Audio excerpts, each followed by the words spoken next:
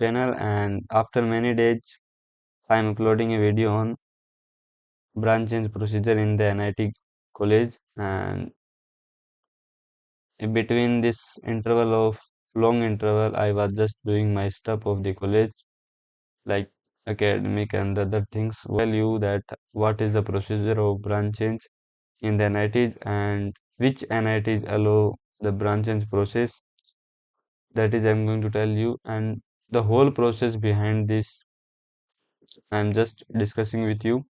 So let's start. So first of all, I want to say that these NITs does not allow the branch change procedure, like NIT Jaipur, Allahabad, Calicut, Delhi, Hamirpur, Surathkal, Nagaland, Patna, Puducherry, Raipur, Kurukshetra, Rourkela, Trichy NIT, and Warangal, Surat, and Andhra Pradesh NITs. These NITs do not allow branch change procedure in their college. ठीक है।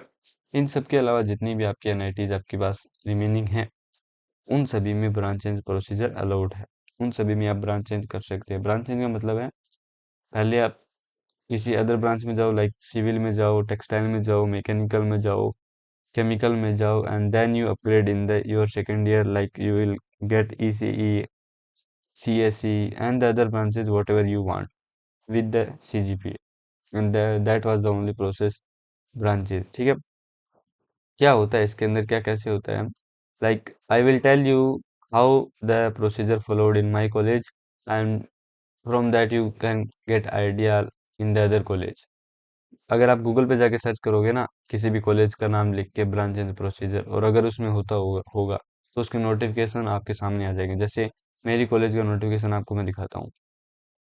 Like हमारी NIT में ऐसा notification आया था जब मैंने branch change के लिए अप्लाई किया था पिछले साल। ठीक है।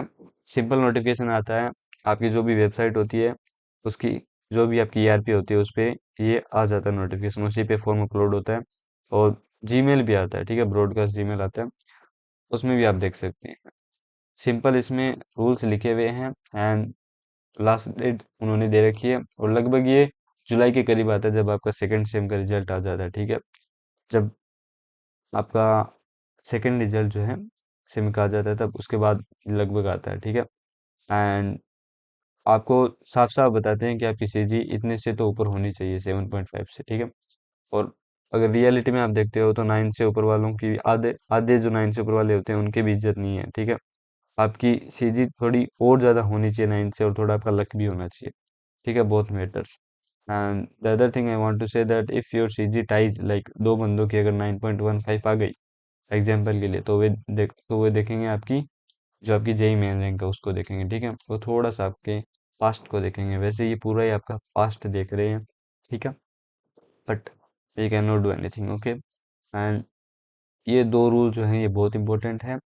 And maintain the CG in the first year if you want to the branch change. ठीक है, अगर बाद में आप मत रखना चाहिए, बाद में लाइक मेरे जैसे हो जाना, मैं नहीं कर पा रहा। ठीक है, आ ही नहीं रही, क्या करूँ मैं, बताओ जरा।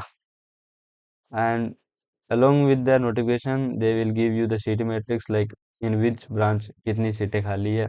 जैसे ओपन कैटेगरी में इसमें इतनी इतनी सीटें खाली हैं, एंड AWS में कुछ भी खाली नहीं है, OBC में इतनी इतनी खाली है।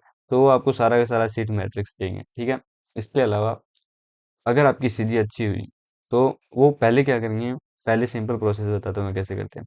पहले वो जितने भी ओपन में कैटेगरी होती है ना, ये ओपन में सीट है 19 सीट, उनको भरते हैं वो अच्छे खासे तरीके से। जैसे अगर आपकी CG हाईएस्ट है, हाईएस्ट आपकी CG 4-5 बंदों में, जैसे 4 बंदों में है, तो वो आपको आपकी जो भी ब्रांच होंगी, जैसे मान लो पहले देंगे CSE को प्रायोरिटी, CSE में 2 भरी हुई है, तो आपको CSE और DSE दो है क्या, अच्छा CSE और DSE दोनों में 2 खाली है, तो वो इनको प्रायोरिटी देंगे। ठीक है, फिर जैसे इसमें IT में भी 2 खाली है, फिर इसको प्रायोरिटी देंगे। जैसे जो भी ब्रांचेज की प्रायोरिटी होगी ना उनके कॉलेज में, स्पेसिफिक कॉलेज में, उसके सब्जेक्ट को प्रायोरिटी देंगे, और टॉप बच्चों को देंगे। इस कहने का मतलब ये है, अगर आपकी CG कॉलेज के जो भी ब्रांच अपग्रेड करने वाले बच्चे हैं उनमें टॉप 5 और 6 में हैं, और उसमें सीटें खाली हैं, तो वो आपको आराम से मिल जाएंगी, वो आपकी कैटेगरी को बीच में नहीं आने देंगे। एंड अगर तुम ओपन में नहीं लड़ पाए, तो फिर वो आपकी कैटेगरी को देखेंगे और कैटेगरी सीट को देखेंगे। ओपन में आप सीधा खुला लड़ोगे सीजी के साथ, सीजी आपका केवल हथियार होगी। फिर ओपन में अगर तुम हार गए तो तुम कैटेगरी पे जीतोगे, ठीक है। दैट इज मैटर ऑन, वो आपके लक पे डिपेंड करता है, ठीक है, कि आप ओपन ओपन में ले सकते हो या ओबीसी या फिर जो भी आपकी कैटेगरी है उसमें। मेनली वो सीजी देखेंगे, ठीक है। अगर आपकी अच्छी खासी सीजी हुई तो आप ओपन में ले जाओगे, ठीक है, कोई नहीं रोकेगा आपको। तो सीजी मेंटेन करना अच्छी खासी तरीके से। और फिर भी अगर आपकी सीजी नहीं रह पाई तो अप्लाई कर लेना, क्या पता कैटेगरी में सीट रह जाए, बट 9 से ऊपर रखना, ठीक है। एंड ये सारे का सारा प्रोसीजर जो है आपके जीमेल पे आ जाएगा, सब कुछ आपके साथ शेयर रहेगा। आपको टाइम टाइम पे बस क्या करना है, जीमेल चेक करते रहना उस टाइम, सेकंड सेम के रिजल्ट के बाद। And this is the simple procedure, and you know the website of our college and where you can visit after the second sem result, and they will, वो आपको बुलाएंगे, ठीक है, meeting में। उधर आपको जाना पड़ेगा, उधर आपको जो भी प्रोसीजर वो फॉलो करना पड़ेगा, और ब्रांच चेंज विल, आपकी ब्रांच जो है वो अपग्रेडेड हो जाएगी सिंपल तरीके से, ठीक है। So this is the simple procedure followed in our college.